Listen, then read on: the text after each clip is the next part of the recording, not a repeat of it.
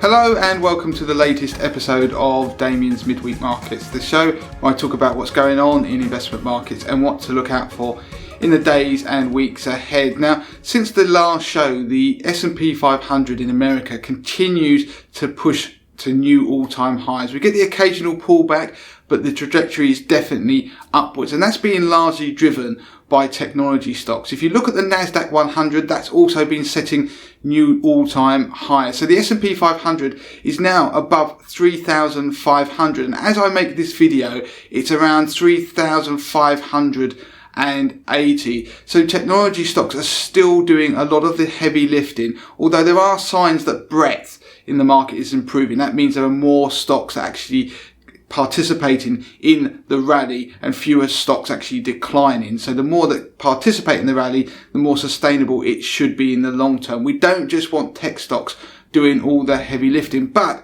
at the moment technology stocks are doing most of the lifting, and we've seen some crazy moves again in particular stocks. So take Tesla for example. If you remember last week I talked about how its share price has gone up 40% in 8 days. Well, try it going up 12% in one day on the 1st of September and then tumbled about 13% the next day. And that was triggered, the rally was triggered this week by the stock split that the company had announced in August actually taking shape.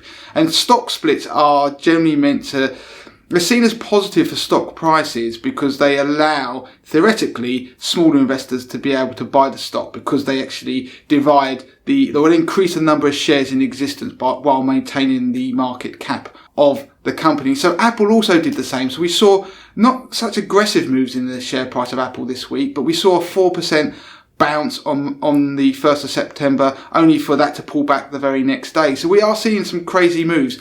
Go on your app on your phone and look at your stock app. Look at Tesla's share price this year. So if you look at it from the March low, the stock price has actually rallied 500%. Now, if you were to overlay that on something like Bitcoin in its heyday when it was pushing to crazy highs, you could argue it doesn't look dissimilar. It doesn't mean to say that Tesla is necessarily a bubble about to burst, but it does increasingly look very stretched and could potentially be one. It's being inflated by the Federal Reserve and its low interest rates and money printing, but it does look like maybe one day could it be one of those case studies in a boom and bust, a bubble and a burst in the future. Now, looking over to the FTSE 100 in the UK, that continues to lag US stock markets. It's actually pulled back below 6,000, as I mentioned last week, but it actually fell by the most it had done in 3 months on a single day. That was in the last week. And we fell down towards 5,829. So it's rebounded since, but we're still below that 6,000 level, and it's still lagging US markets. Now, it isn't just US markets that are pushing to new all-time highs. We've seen little bits in certain European markets, and that's meant that the All Countries World Index has also pushed to new all-time highs. Of course, it's heavily influenced by US stocks. They make up the largest portion of that particular index.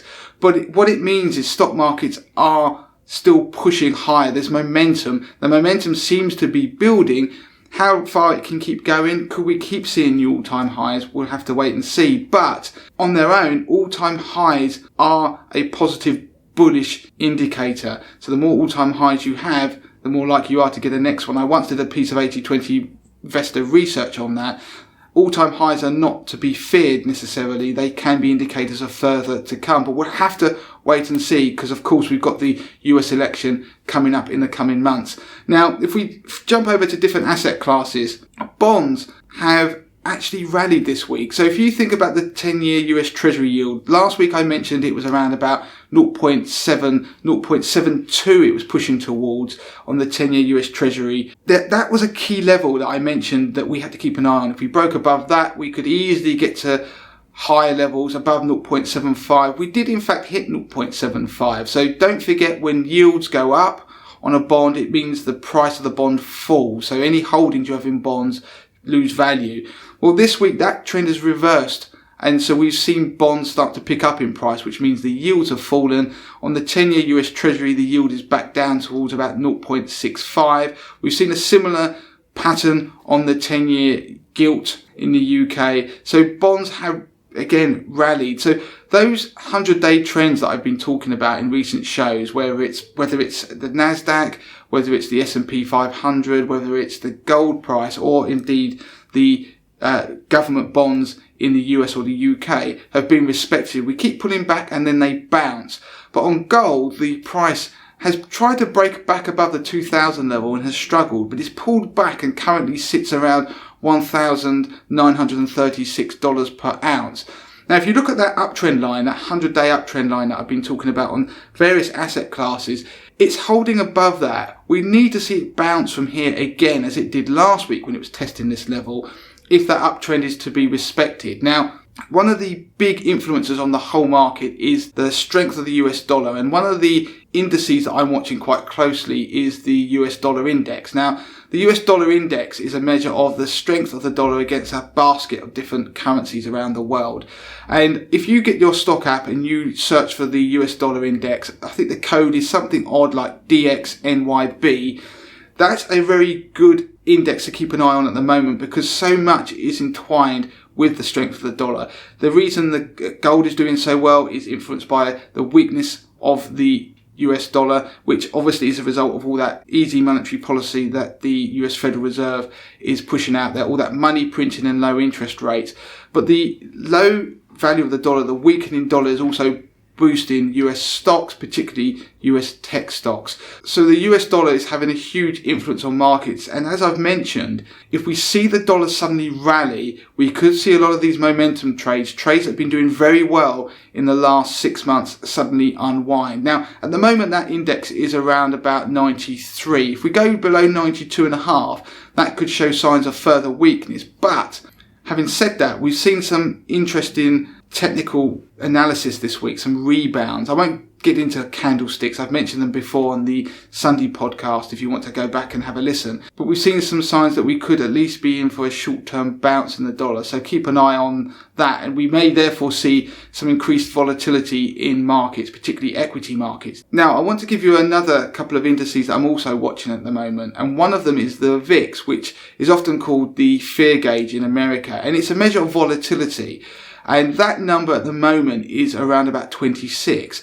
But what's interesting, if you look at the chart over the short term and to the longer term, whenever the VIX has broken above its 20-day moving average, which it has just done because its 20-day moving average is now around about 23.3, whenever it's broken above that 20-day moving average, the VIX has tended to explode to the upside. And that means that the level of fear in the market increases, which is therefore generally negative for equity. So keep an eye on that in the short term. It's something to bear in mind, particularly as we approach that US election in November. And if you are a regular listener of the show, you will know I love a correlation between asset classes. Now, one of the correlations that I'm looking at the moment is between the Kospi, which is the South Korean equity market index, and the Nasdaq 100. Now, South Korea is a country that is one of the biggest innovators when it comes to technology, and the Kospi correlation to the Nasdaq 100 is almost perfect. And when I say perfect,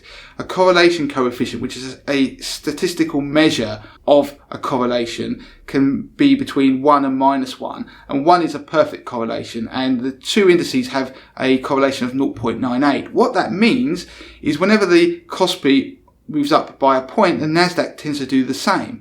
And if you move in the opposite direction, the Kospi falls and the Nasdaq could do the same, and vice versa. So it's not perfect, but over the last 6 months, that correlation has tightened.